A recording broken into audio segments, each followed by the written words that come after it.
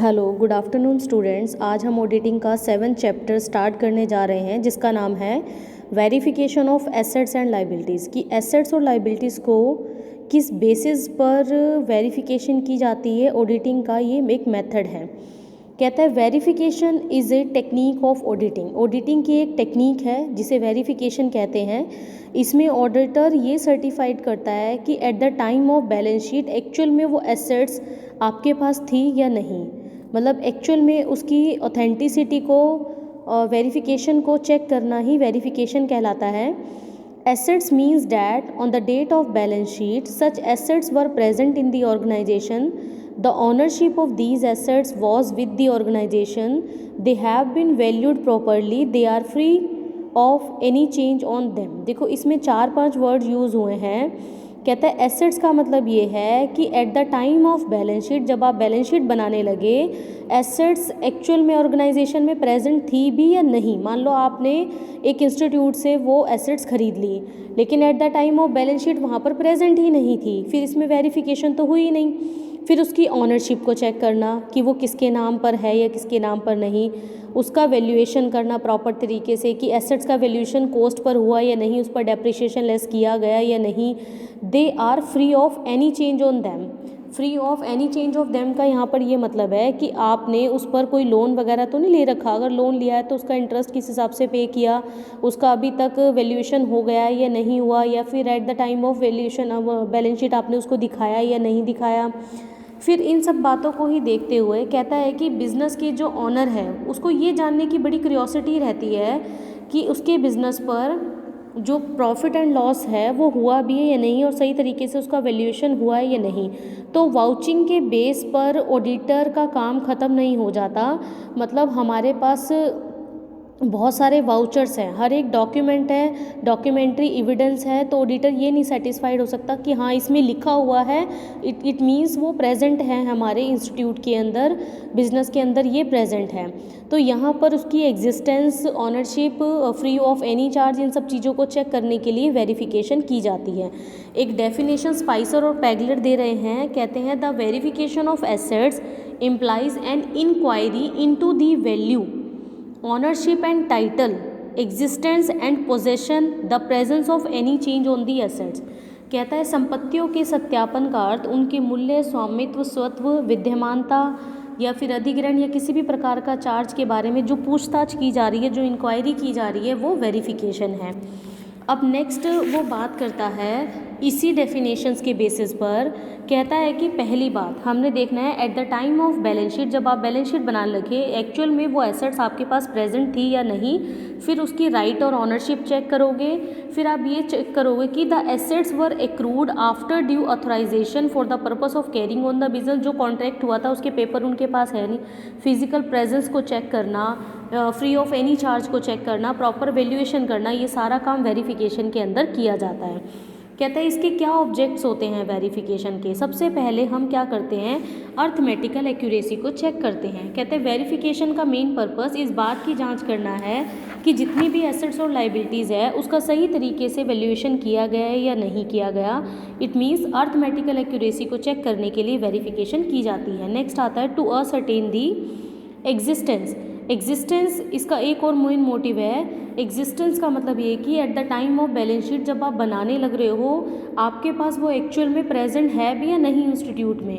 Ownership and title. कहता है verification का मेन पर्पस इस बात को भी एनालाइज करना है कि eight the time of balance sheet actual में वो एसेट्स आपके पास थी या नहीं, उस पर आपकी ऑनरशिप थी या नहीं, उसको यूज़ करने का राइट आपको दिया गया या नहीं दिया गया। फिर है knowledge of frauds and irregularity. कहता है वेरिफिकेशन इसलिए भी ज़्यादा ज़रूरी हो जाती है कि किसी भी इंस्टीट्यूट की एसेट्स और लाइबिलिटीज़ के संबंध में किसी भी प्रकार के फ्रॉड्स और एरर तो नहीं हुई है। Proper valuation. कहता है एसेट्स और लाइबिलिटीज़ का प्रॉपर वैल्यूएशन किया जाना चाहिए। आपको पता होना चाहिए कि एसेट्स जो है ऑन कॉस्ट निकाली जाएगी या ऑन मार्केट प्राइस निकाली जाएगी, उसका डेप्रिसिएशन किस रेट पर एनालाइज किया जाएगा। तो प्रॉपर वैल्यूएशन का काम जो है वेरिफिकेशन में किया जाता है। नेक्स्ट पॉइंट आता है true and fair views of balance sheet. कहता है कि the objective of valuation is to certify that the balance sheet gives a true and fair view of the financial position. The auditor has to clearly state in his report that the balance sheet gives a true and fair view of the financial position. देखो, जो भी आपने journal entry से लेकर सारी जो trading P&L और balance sheet बनाई, उसकी प्रॉपर तरीके से वेरिफिकेशन करने का काम जो है वेरिफिकेशन में किया जाता है। Real position of assets and liabilities कहता है वेरिफिकेशन का एक और मेन ऑब्जेक्टिव्स होता है कि आपको उसकी रियल पोजीशन बतानी है कि उस पर कोई चार्ज या मॉर्टगेज तो नहीं बना हुआ, कहीं उस पर कोई लोन तो नहीं लिया हुआ, या लोन अभी बैंक में चल तो नहीं रहा है, आप उससे मुक्त हो गए हो या नहीं हुए हो, या अभी भी आपको पे करना। अगर पे करना है तो उसको बैलेंस शीट में कहाँ दिखाया गया है। फिर नेक्स्ट पॉइंट आता है importance and advantages of verification की वेरिफिकेशन का मेन पर्पस होता क्या है। वही पर्पस है जो मीनिंग और ऑब्जेक्टिव में मैंने समझाया है कि उसकी एक्चुअल कंडीशंस को चेक किया जाता है, ट्रूथ और फेयरनेस को चेक करने के लिए, फ्रॉड्स और एरर से बचने के लिए, वैल्यूएशन ठीक तरीके से हुआ है या नहीं, वर्क इन प्रोग्रेस या स्टॉक जो है सही तरीके से दिखाया गया नहीं, क्रेडिटर कितने हैं, डेटर कितने हैं, इन सब चीज़ों को ध्यान में रखते हुए ही वेरिफिकेशन की जाती है। मोस्ट इंपॉर्टेंट जो कि आपके एग्जाम में आ सकता है कि what is the difference between vouching and verification. देखो, वर्ड्स को समझो, वाउचिंग एंड वेरिफिकेशन यानी कि जर्नल एंट्रीज आपने बुक्स के अंदर जो एंट्री की है और जो प्रूफ उसके ऊपर रखा है वो तो आपकी वाउचिंग का पार्ट है, लेकिन एक्चुअल में एग्जिस्टेंस को चेक करना, ऑनरशिप और टाइटल को चेक करने का काम आपका वेरिफिकेशन में किया जाता है। अगर स्कोप की बात करें तो ये outside the scope of vouching है, ठीक है, क्योंकि the valuation of assets and liabilities is outside the scope of vouching, vouching से बिल्कुल ये बाहर है। और वहाँ पर एसेट्स और लाइबिलिटीज़ का जो इवेल्यूएशन किया जाता है वो वेरिफिकेशन का एक पार्ट है। अगर बेसिस की बात करें तो बुक्स के अंदर जो एंट्रीज़ की जा रही हैं वो उसका बेस है, लेकिन फिज़िकल प्रेजेंस और एक्चुअल में उसको एग्जिस्टेंस चेक करने का काम जो है वेरिफिकेशन में किया जाता है। नेक्स्ट अगर हम बात करें यूटिलिटी की, कहता है with the help of vouching, कि वाउचिंग की हेल्प से ऑडिटर ये तो डिटरमाइन कर सकता है कि एसेट्स और लाइबिलिटीज़ ऑर्गेनाइजेशन में आई है, but he can not determine whether on the date of the, कि एक्चुअल में जिस टाइम बैलेंस शीट बनाई गई वो ऑर्गेनाइजेशन के अंदर है या नहीं को फाइंड आउट करने के लिए हम वेरिफिकेशन पे चले जाते हैं। कहीं ऐसा तो नहीं है कि eight the time of balance sheet starting में तो आपने वो एसेट्स खरीद ली, लेकिन जब आप बैलेंस शीट बनाने लगे या तो वो नष्ट हो गई, या आपने उसको बीच में ही सेल कर दिया, या आपने उसको किसको थर्ड पार्टी को दे दिया, तो ये सारी चीज़ें वेरीफाई करने का काम वेरिफिकेशन में किया जाता है।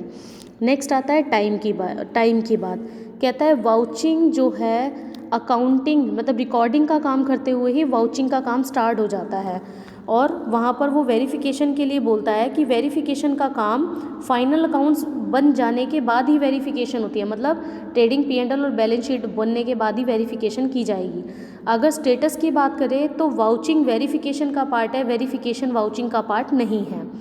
परफॉर्मेंस की बात करें तो जो ऑडिट क्लर्क होते हैं वो अपनी ड्यूटी को इसमें परफॉर्म करते हैं वाउचिंग में, क्योंकि जर्नल एंट्रीज जो है चेक करनी होती है, बट वहाँ पर आपको verification is done by the auditor himself. Auditor या तो खुद करता है या अपने सीनियर पार्टनर के साथ वो काम करवाता है।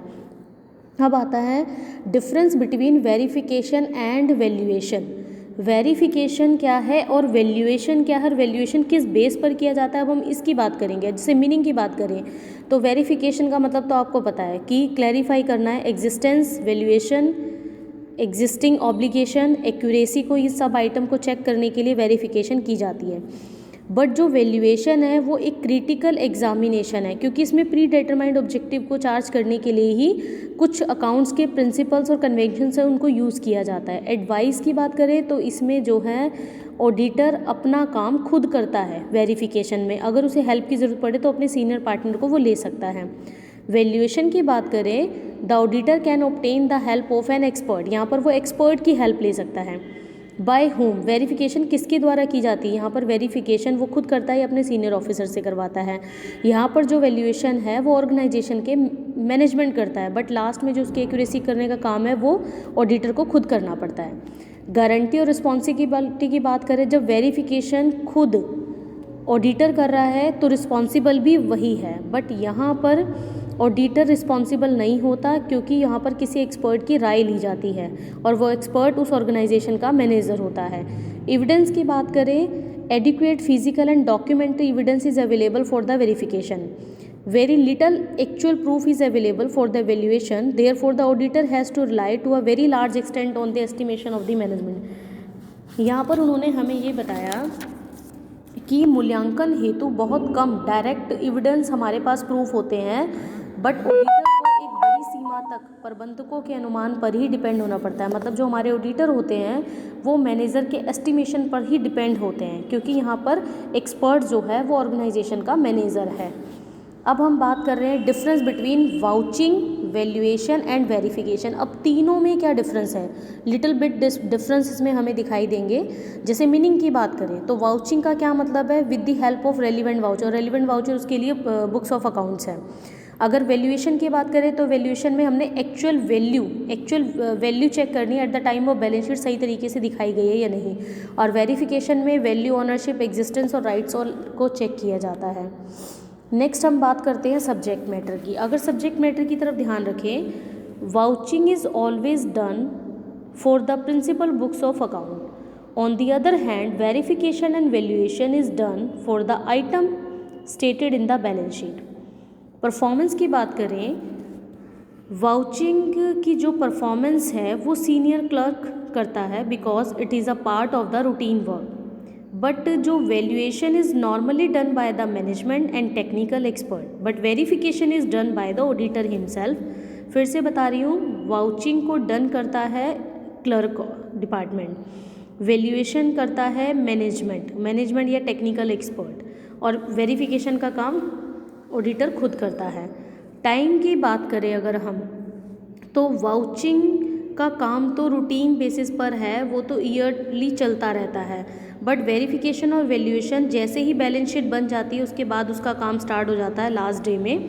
एविडेंस की बात करें तो वैल्यूएशन में डायरेक्ट और इनडायरेक्ट एविडेंस हमें मिल जाते हैं जिसके बेसिस पर हम जांच कर सकते हैं। वैल्यूएशन में ऐसा नहीं होता, और ऑडिटर को मैनेजर्स के जो प्रूफ्स होते हैं उसी पर ही विश्वास करते हुए अपनी वेरिफिकेशन करनी होती है।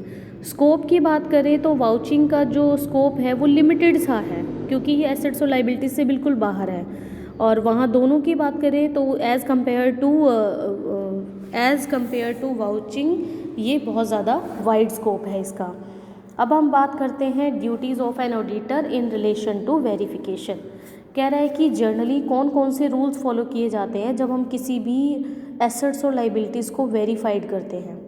कहते हैं the auditor has to certify the truth and fairness, इसको अंडरलाइन कर लो कि truth and fairness of the financial position of a business, therefore he should verify the assets and liabilities as shown in the balance sheet. The auditor should not issue a report he believe that the assets and liabilities. मतलब अगर लिख दिया, vouching slip बना के दे दी, तो ये believe नहीं कर सकता ऑडिटर कि हाँ एक्चुअल में वो उसका एग्जिस्टेंस होगा, वो वहाँ पर हमें प्रेजेंट मिलेगी, ऐसा तो नहीं बीच में सेल कर दी गई है। तो इन सब बातों को काम करने का काम जो ऑडिटर को होता है। अब रूल्स की बात करें तो क्या किन किन रूल्स को हमें फॉलो करना चाहिए एसेट्स और लाइबिलिटीज़ को देखते हुए। पहली बात कि वेरिफिकेशन का काम ऑडिटर खुद ही करेगा। अगर उसे किसी हेल्प की ज़रूरत है तो वो अपने सीनियर स्टाफ को ले सकता है और उसकी भी पहले डीपली एनालाइज करेगा कि वो काम पहले कैसे करके आया हुआ है। देन एसेट्स की अगर हमने बात करें, कहते हैं the title document of the assets. Assets का जो टाइटल डॉक्यूमेंट है, जिस टाइम डील हुई थी क्लाइंट के साथ, वो सारे पेपर चेक करने का काम जो है ऑडिटर का है। फिर eight the time of balance sheet उसकी फिजिकल प्रेजेंस को चेक करना कि एक्चुअल में वो वहाँ पर प्रेजेंट है या नहीं, और जो डॉक्यूमेंट बने थे परचेज़ करते हुए एसेट्स को, वो उसके पास प्रेजेंट है या नहीं। ईजिली एक्सचेंजेबल होना चाहिए, और ईजिली एक्सचेंजेबल कुछ ही आइटम होती है, स्टॉक है, चेक है, सिक्योरिटीज़ है, कैश है, उसे एक ही टाइम पे हमें कंप्लीट कर लेना चाहिए। कहते हैं कि the income and expenditure incurred for various assets should be carefully verified and it should be seen that expense are incurred on existing assets only. Next point is, कहते हैं कि ऑडिटर को नियोक्ता से एक प्रमाण पत्र लेना चाहिए जिसमें संपत्तियों के प्रभार मुक्त या प्रभार युक्त होने का स्पष्टीकरण हो। मतलब चार्ज लगा है या नहीं लगा, इसके बारे में हमें क्लियर होना चाहिए। अगर मान लो कोई एसेट्स आपने मॉर्गेज पर दी है, तो मॉर्गेज से रिलेटेड जो भी डील हुई है उसके डॉक्यूमेंट चेक करने का काम है। कोई एसेट्स अगर आपने सेफ्टी पॉइंट ऑफ व्यू से रखी हुई है तो उससे रिलेटेड डॉक्यूमेंट है। डेटर से रिलेटेड कोई है तो उसकी कंफर्मेशन हमने लेनी है। एसेट्स का वैल्यूएशन सही प्रॉपर तरीके से हुआ है या नहीं, उसको हमने वेरीफाई करना है। किसी भी एसेट्स के ऊपर उसकी कॉस्ट प्राइस के ऊपर जो डेप्रिसिएशन है या प्रोविजंस बना हुआ है वो प्रॉपर तरीके से सही बना है या नहीं, इसकी डीपली चेक करने का काम ये होता है। कुछ गुडविल है, प्रीपेड है आपके, और आउटस्टैंडिंग है, इन सबको भी एनालाइज करने का काम है। तो बैलेंसेस को चेक करना, उसके डॉक्यूमेंट वेरिफिकेशन का काम सारा ऑडिटिंग के द्वारा किया जाता है। अब आता है ऑडिटर्स ड्यूटी क्या होती है। देखो यहाँ पर वेरिफिकेशन के लिए ऑडिटर की दोनों चीज़ों के लिए ड्यूटी है, in relation to the assets और in relation to the liabilities. अब हम बात करते हैं कि ऑडिटर की क्या ड्यूटीज़ है in relation to the assets. Number 1, the assets actually exist on the date of the balance sheet. यहाँ पर ऑडिटर का ये काम है कि उसकी एक्चुअल में एग्जिस्टेंस को चेक करना कि eight the time of balance sheet वो वहाँ पर थी भी या नहीं। Second point, the assets belong only to the organization and all the assets have been clearly mentioned in the balance sheet. There should be no assets which are not mentioned in the balance sheet. जो नहीं खरीदी वो उसको नहीं दिखाया जाएगा। उसका proper valuation check करना, फिर ये देखना वो एसेट्स उस ऑर्गेनाइजेशन के सही पर्सन्स के नाम है या नहीं। एसेट जो है फ्री ऑफ एनी चार्ज है, कहीं ऐसा तो नहीं उस पर कोई लोन ले लिया है वो अभी तक चल रहा है। एनी एडिशन अगर वैल्यू है तो उसको ऐड कर देना चाहिए। किसी भी तरह को कोई एक्सपेंडिचर है एसेट्स को लाने में ले जाने में किया गया है तो P&L अकाउंट में उसको डेबिट कर दिया जाएगा, because expenses all are debit. Adequate and appropriate depreciation charge किए जाने चाहिए। In case a part of any asset is sold, suppose करो कि कोई एसेट्स आपने खरीदी और बीच में उसको बेच दिया और उसकी कॉपीज़ आपके पास है नहीं, तो इसका मतलब उसको नहीं देखा नहीं जाएगा। इसको मतलब ये मान लिया जाएगा कि वो eight the time of balance sheet वो वहाँ पर प्रेजेंट नहीं थी। द वेरिफिकेशन ऑफ मूवेबल का मतलब है लाइक कैश, स्टॉक, सिक्योरिटीज़, जिनको आपने बैलेंस शीट के टाइम पर लिख कर दिखाना है करंट एसेट्स के अंदर। उसके बाद हम बात करते हैं यहाँ पर in relation to the liabilities. अगर लाइबिलिटीज़ की बात करें तो at the time of balance sheet हमने ये देखना है कि उसमें जितने भी आपकी लाइबिलिटीज़ दिखाई गई हैं वो ऑर्गेनाइजेशन की है, किसी और की तो नहीं है। फिर संस्था के जो दायित्व है वो पर्सनल दायित्व तो नहीं मिला दिए गए हैं, और जो भी आपने लाइबिलिटीज़ लिखी है वो बैलेंस शीट पर दिखाई है या नहीं, उसका प्रॉपर वैल्यूएशन हुआ है या नहीं हुआ। तो सभी चीज़ों की existence, valuation, title, documentary evidence, इन सब की वेरिफिकेशन करने का काम जो है ऑडिटर की रिस्पॉन्सिबिलिटी बन जाती है। अब यहाँ पर 2 केस लिखे हुए हैं, इसको समझो। कहते 1904 में एक केस हुआ था, London oil storage company versus Seear Hasluck and company UK. इस केस का नाम आपने याद रखना है, फिर से रिपीट कर रही हूँ, London oil storage company versus Seear Hasluck and company in UK.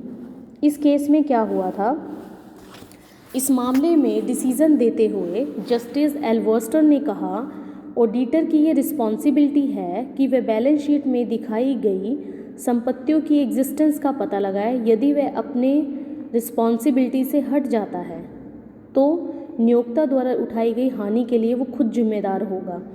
अब जैसे ऑडिटर ने ये लिख के दे दिया कैश बिना काउंट किए हुए, ये वेरीफाई कर दिया कि यहाँ पर जो बैलेंस शीट में बैलेंस है वो 796 पाउंड का बिल्कुल सही है, जबकि एक्चुअल में सिर्फ वो बैलेंस था 30 पाउंड का। तो यहाँ पर रिस्पॉन्सिबल कौन हुआ, यहाँ पर रिस्पॉन्सिबल ऑडिटर हुआ, क्योंकि ऑडिटर ने विदाउट काउंटिंग के ये वेरीफाइड कर दिया कि उसका जो बैलेंस है बैलेंस शीट का वो 796 पाउंड है, बट एक्चुअल में वो 30 पाउंड था। तो इसके लिए जो हमारे जज जस्टिस एल्वर्स्टन ने रिस्पॉन्सिबल ठहराया ऑडिटर को। नेक्स्ट अगला जो केस है, in the case of deputy secretary ministry of finance government of India versus SN Dasgupta. SN Dasgupta का क्या केस हुआ था, इसके विवाद में आर्यन बैंक लिमिटेड के समापन पर यह पाया गया कि अंकेशक ने मतलब ऑडिटर ने कैश इन हैंड को वेरीफाई नहीं किया, जिससे बैंक के मैनेजर द्वारा किए गए बड़े गबन का हमें नहीं पता लग सका। इस मामले में भी जज ने ऑडिटर को कैश इन हैंड को सही तरीके से वेरीफाई नहीं होने के कारण उसके कंपनसेशन के लिए उसको रिस्पॉन्सिबल ठहराया कि आपसे ये गलती हुई है और इसके लिए वो रिस्पॉन्सिबल हैं। एक the registrar of companies versus PM हेज 1954 का केस हुआ था, उसके भी विवाद में ऑडिटर को पूरी तरह से असावधानी बरतने के कारण रिस्पॉन्सिबिलिटी ठहराया गया।